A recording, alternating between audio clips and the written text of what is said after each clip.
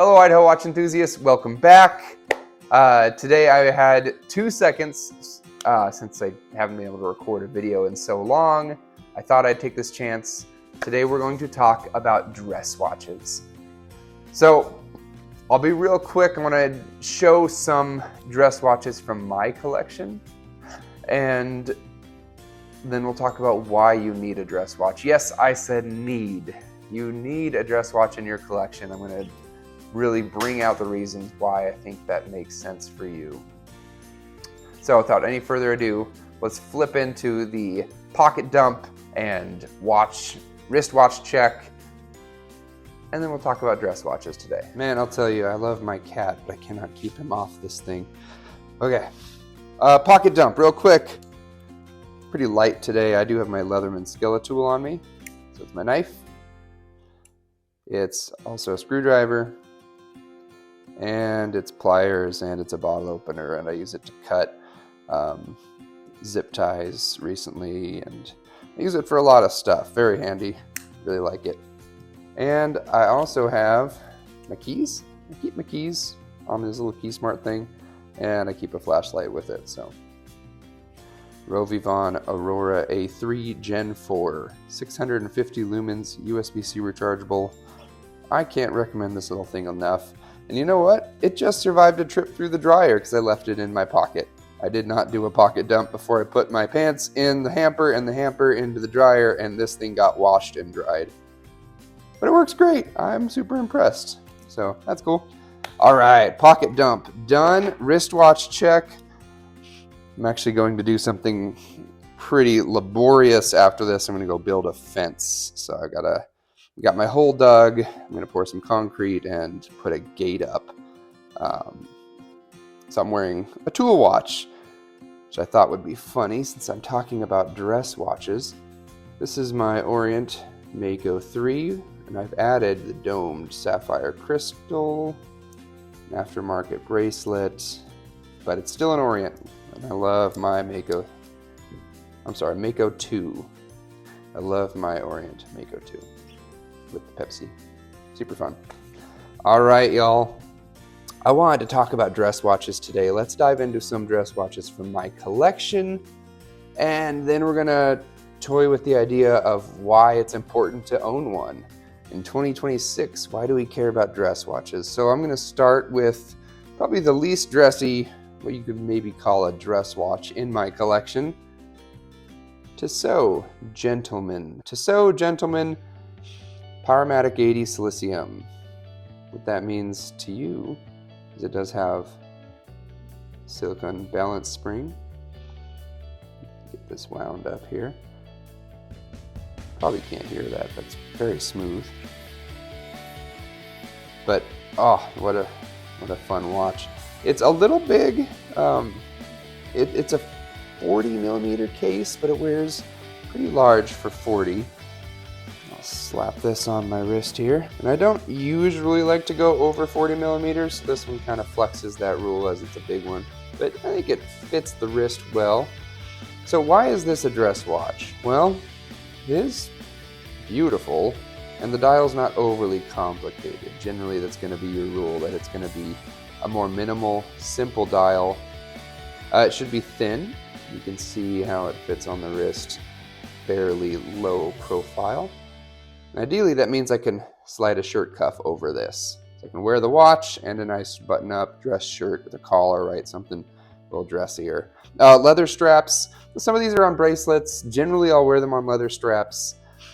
This is something I got, comes on a bracelet, but I got this Tissot leather strap direct from Tissot, and I really, really like it. I think it really elevates the watch, and it does bring the weight down, and it makes it wear a little bit dressier.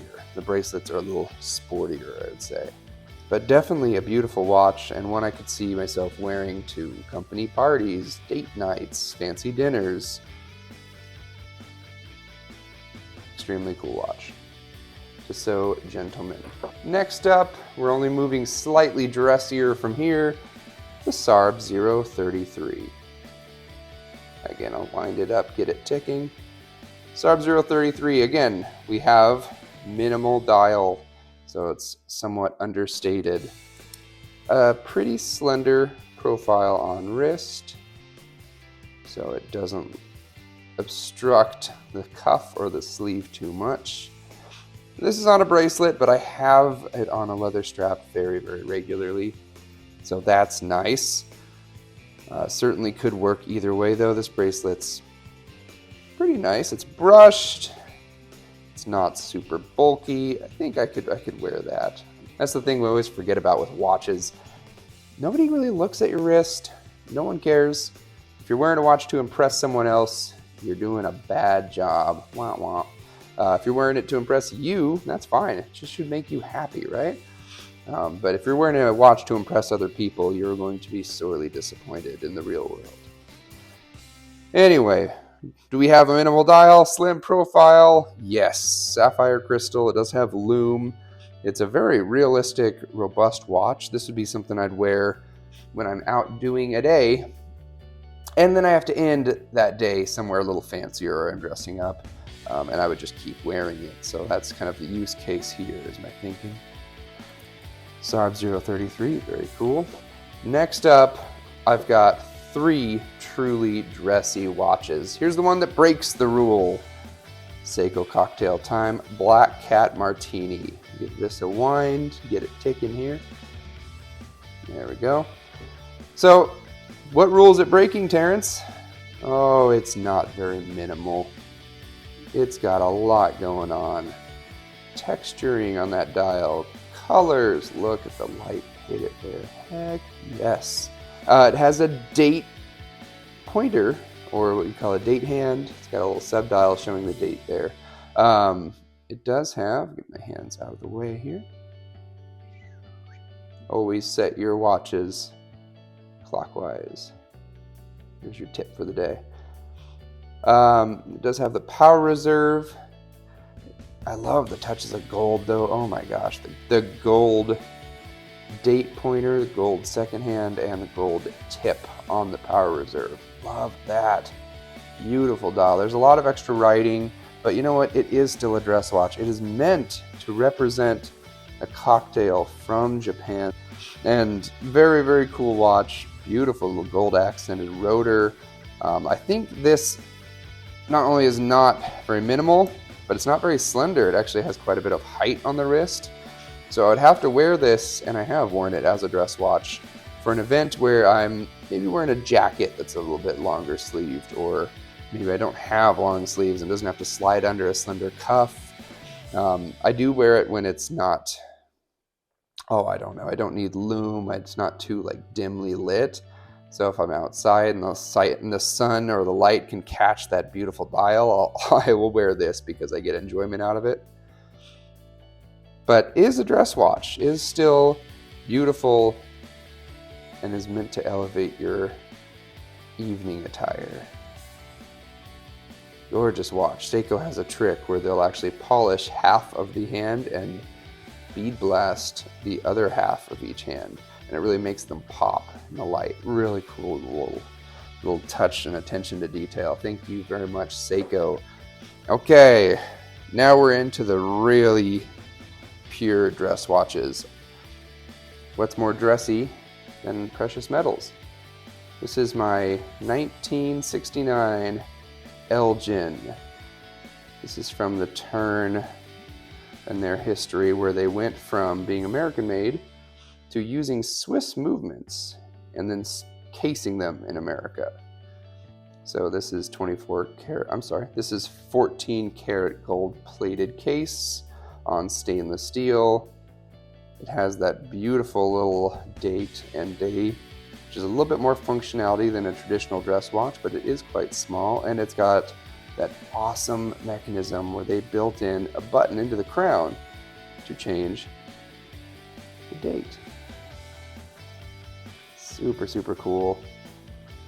Let me show you on wrist.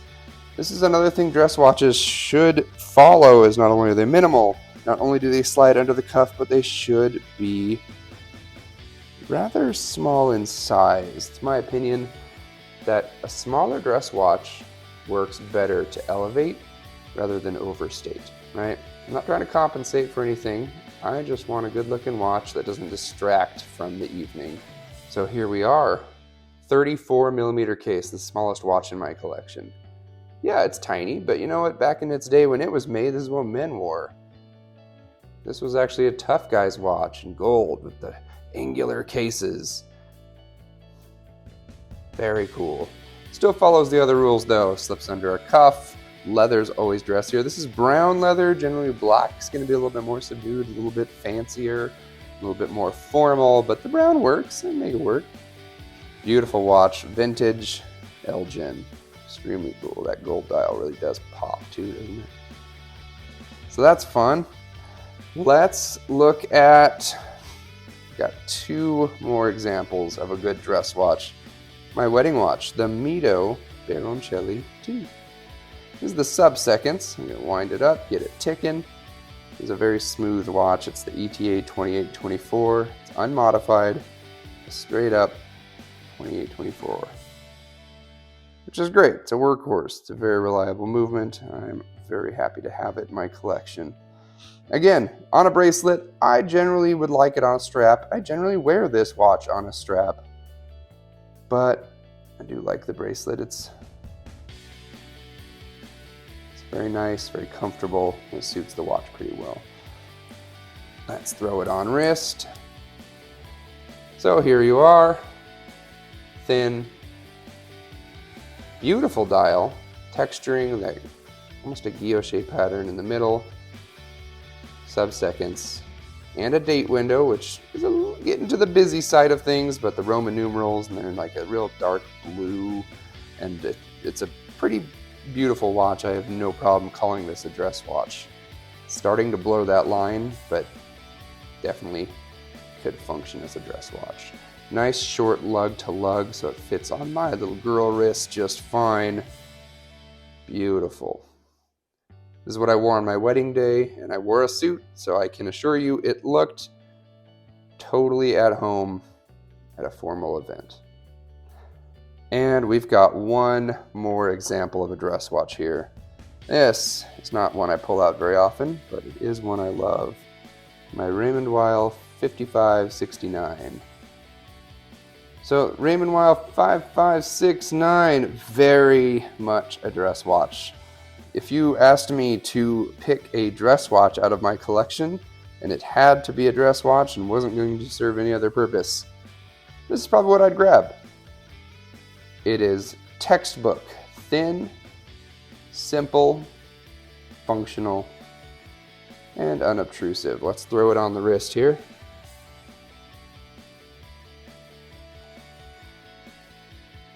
So here we are. 36 millimeter case, not very big. Black on black with silver indices and hands, black leather. This is actually a Hadley Roma strap, and I swapped the Raymond Weil buckle over onto it, but it works. I like the little bit of texturing on it in this case because the dial is so simple. I can have a little bit more complex of a strap, but definitely thin, fit right under a cuff. It tells the time, even tells the date. I do go back and forth on having a white date window on a black dialed watch. I don't know how much I love that, but it doesn't make me hate the watch. I overall still feel like it's an absolute winner, and I love wearing this when I need to dress up because it's so understated, but I still can look down and get the time. It's a sapphire crystal, so it's not going to get scratched up, and it really is a beautifully designed watch. And at the end of the day, I get enjoyment out of it, so that's what we do. That's why we do it. All right, so let's look at these watches again. Why do you need a dress watch? Well, I've got examples here of watches that can be a dress watch, but are still extremely functional, such as the Sarb and the Tissot Gentleman. They definitely can be worn daily, sapphire crystals, basic water resistances, date windows, very legible. In fact, they both have lume, which is not something I would associate with a dress watch ordinarily. But I think that they can serve a purpose where you can still wear it on a day-to-day basis and then go out and go have a date, go out to an event, go to a special occasion. And if you check any of my 3-watch collection videos, you'll actually see there, and I can link them in the description below. That's up, that's down. Yeah, down. If you check them, I always pick a collection that has room for a watch that you can wear for occasions. Something that tells you this is a special moment. This is not my day-to-day. This is not blue jeans. I'm not walking the dog. I'm not just doing something I normally do. This is an occasion. And the watch kind of speaks to that, where if you put this on, you're at a wedding. You're going out for a date. You're doing something special, fun, unique. And you know what? I'm of the opinion that here in 2026, the world has forgotten how to dress up, be formal, look sharp. I think you need to bring that back. I think this is how we bring that back. Get something that you can put on your wrist that marks the occasion. One of my best friends has a watch that, if I'm being totally honest, it was a gift from me. But he wore it on his wedding day, and he often talks about how much he enjoys the watch, and it's so special to him because it marks that day in his life where he wore it to get married. And now when he wears it to work, or he wears it to a company event, or he wears it somewhere special, it brings him back to that, and it elevates. And I think that's what this is all about, where you should have something that can really mark the occasion, elevate, match a good suit, make you look sharp and stand out from the crowd. And I promise you, if you're a dude looking to impress a lady, and she's looking at all these other Apple Watches sitting out there in line to get a drink, and you're standing there with a Raymond Weil, and you check the time, it will look different, and you will not be another one of those sheeple. Nothing against Apple, nothing against Apple Watches, but I think they make you look like a spy kid when you wear them with a suit. That's all I'll say about that. All right, y'all. These are the dress watches of my collection. I hope you enjoyed, and I will see you next time. Let's flip it back and outro. Let's go. That's it for today. Thank you so much for watching, everyone. Like and subscribe if you enjoyed this video and want to see more content about watches, everyday carry, some travel tips, these things that interest me and seem to have brought people together. So if you like those things, you're in the right place. Until next time, be well and wear your watches.